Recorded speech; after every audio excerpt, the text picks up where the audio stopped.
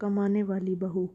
माँ, तुम भी हमारे साथ मुंबई चलो। पिताजी थे तब तो अलग बात थी, लेकिन अब इस घर में अकेले रहना ठीक नहीं है, बेटे कबीर ने माँ से कहा। मैं गहरी सोच में पड़ गई। मेरे पति की दिल का दौरा पड़ने से मृत्यु हो गई थी। गांव में मैं और मेरा पति अकेले रहा करते थे और बेटा कबीर और बहू इंदु मुंबई में रहते थे और वहीं पर नौकरी करते थे।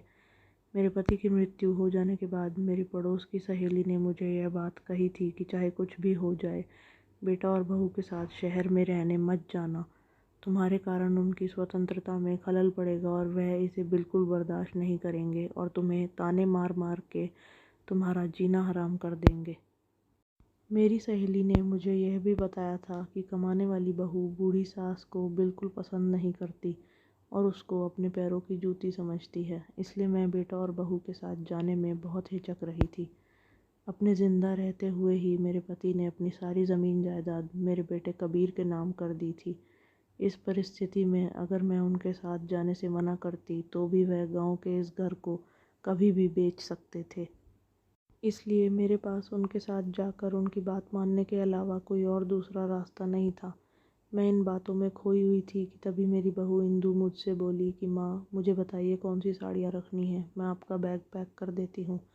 यह बात सुनकर मैं कुछ नहीं बोल पाई और इंदु ने मेरा बैग पैक किया और हम सब मुंबई आ गए। मेरी सोच से बिल्कुल विपरीत मेरे बेटा और बहू दोनों ही मेरी जी जान से सेवा करते थे। जो भी चीज़ मुझे चाहिए होती थी वह उसी टाइम मेरे सामने हाजिर किया करते थे। हम सब साथ बैठकर खाना खाया करते थे और मेरा पोता अबीर तो मेरे पीछे दादी दादी करके सारा दिन रहता था। आज हम सब मिलकर मॉल घूमने जा रहे थे क्योंकि कबीर और इंदु की ऑफिस की छुट्टी थी और अबीर के स्कूल की भी छुट्टी थी। मॉल पहुंचकर कबीर और इंदु अपने लिए दुकान में जाकर कपड़े देखने लग गए और मैं और अबीर एक साथ घूम रहे थे कि तभी अबीर ने मुझसे कहा, दादी मुझे आइसक्रीम खानी है, प्लीज़ खरीद दो ना। यह सुनते ही मुझ पर बिजली गिर पड़ी थी क्योंकि मेरे पास तो अब 1 रुपये भी नहीं थे। गांव से आने के बाद मेरे पास 1 रुपये भी नहीं था। मेरी हर ज़रूरत को बिना कहे ही मेरे बेटा बहू पूरा कर दिया करते थे, इसलिए आज से पहले मुझे पैसों की ज़रूरत है यह ख्याल भी मेरे मन में कभी नहीं आया। मैं ये सब बातें सोच ही रही थी कि अबीर ने फिर से कहा कि दादी आइसक्रीम खरीद दो ना। मैंने बहाना बनाते हुए उससे कहा कि बेटा मैं अपना पर्स घर भूल आई हूँ, अगली बार खरीद दूँगी। अभी उसने मुझे अजीब सी निगाहों से देखा, ऐसे जैसे मानो मैं उसको आइसक्रीम खरीद कर देना ना चाहती हूँ। रात को जब हम सब घर आ गए तो मेरा बेटा कबीर सोने चला गया और बहू अबीर को दूसरे कमरे में ले जाकर उसकी ज़रूरत का सामान देकर उससे बातचीत करने लगी कि तभी आवाज़ आई। अबीर ने अपनी माँ से बोला, मम्मा, दादी बहुत कंजूस है। आज मैंने मॉल में उनसे कहा कि मुझे आइसक्रीम खरीद कर दे दें तो उन्होंने मुझे नहीं खरीद कर दी और बहाना बना दिया कि मैं अपना पर्स घर पर भूल आई हूँ। यह बात सुनकर इंदु बोली, बेटा तुम्हें ऐसा नहीं बोलना चाहिए। तुम्हारी दादी तुम्हारे दादाजी के जाने के बाद बहुत दुखी रहती है।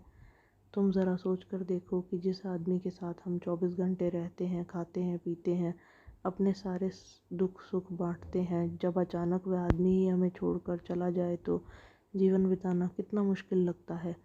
और ऐसे में हम अक्सर चीज़ें भूल जाते हैं। इसलिए तुम्हारी दादी ज़रूर अपना पर्स भूल गई होगी। तुम ज़रा खुद सोचो कि अगर तुम्हारे पापा और मैं तुम्हें छोड़कर कहीं इतनी दूर चले जाएं और कभी वापस ना आए तो क्या तुम खुश रह पाओगे? तब अबीर बोला, नहीं मम्मा, मैं आपके और पापा के बिना नहीं रह सकता। सॉरी, मुझे दादी के बारे में ऐसा नहीं सोचना चाहिए था। उसके बाद इंदु ने अबीर को सुला दिया। अगले दिन कबीर अपने ऑफिस चला गया और अबीर अपने स्कूल, लेकिन इंदु अपने दफ्तर जाने से पहले थोड़े पैसे अपने हाथ में लेकर आई और मुझे दिए और बोली, माँ जी, यह पैसे आप रखिए। मैंने बोला, बेटा मुझे पैसों की भला क्या ज़रूरत है, मुझे तो जो भी कुछ चाहिए होता है मैं तुम्हें बता देती हूँ।